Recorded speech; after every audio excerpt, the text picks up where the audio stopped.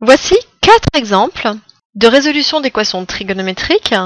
Donc faites une pause sur la vidéo, essayez de le chercher sur un petit brouillon, sachant que pour chaque équation, on se place sur 2 intervalles différents. Donc première chose, on aimerait résoudre cosinus x égale plus racine de 3 sur 2. Dans la vidéo de cours, on avait dit qu'on devait placer racine de 3 sur 2 sur l'axe horizontal parce que c'est l'axe des cos ici. Donc plus racine de 3 sur 2, il est à peu près ici. Et puis je vais à la rencontre du cercle pour voir quelles sont mes valeurs. Donc on va se placer déjà sur les mesures principales, sur moins pi, pi. Donc ces deux angles ici. Si je suis sur l'intervalle moins pi, pi, eh bien ici il est connu. Ça c'est pi sur 6. Et puis pour être dans l'intervalle moins pi, pi, je ne pourrais pas répondre 11 pi sur 6 ici, puisqu'il est en dehors de cet intervalle. Par contre, moins pi sur 6, il est bien dedans. Donc les deux solutions seraient moins pi sur 6 et pi sur 6.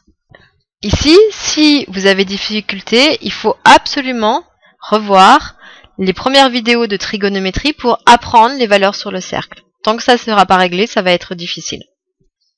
Maintenant sur 0 de pi, alors déjà, moins pi sur 6, il ne peut pas marcher, parce que c'est un élément négatif et nous, on veut que des éléments positifs sur l'intervalle 0 de pi.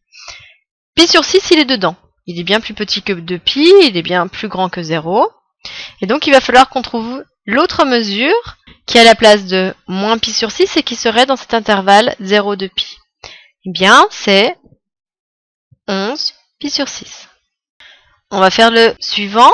Cosinus x égale moins 1,5. Donc, sur l'axe des cos, je suis placé à moins 1,5, donc partie à gauche, ici. Projection sur le cercle, puisque l'on cherche l'angle. Et donc, on va chercher les valeurs, ici, de ce premier angle, et ici, de ce deuxième angle. Alors, celle qui coupe en 1,5, c'est la famille des pi sur 3. Donc, ici en haut, on est à 2 pi sur 3. Et puis ici en bas, on serait à moins 2 pi sur 3. Donc, on vérifie, c'est bien les deux éléments qui sont dans l'intervalle moins pi, pi.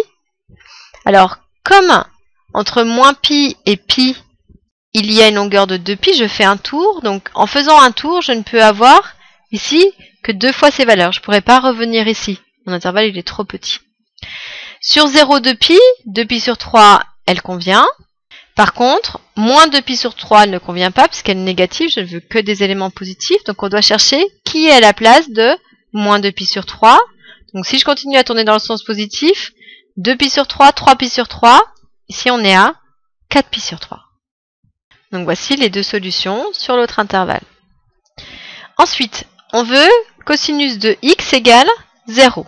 Donc, sur l'axe des cos, 0 il est ici. Intersection par rapport à la projection verticale avec le cercle. Donc, j'ai deux endroits, ici et ici. Donc, on va chercher les valeurs des angles. Donc, sur moins pi, pi, lorsque je pars de moins pi, en augmentant mon éventail, je suis à moins pi sur 2. Et je vais continuer à augmenter. Ici, je suis à pi sur 2. Mais le problème, c'est que sur 0 de pi, c'est encore la valeur négative qui coince. Donc, pi sur 2, elle marche. Je suis bien dans l'intervalle 0 de pi. Et on va chercher qui est à la place de moins pi sur 2. Eh bien, c'est 3 pi sur 2.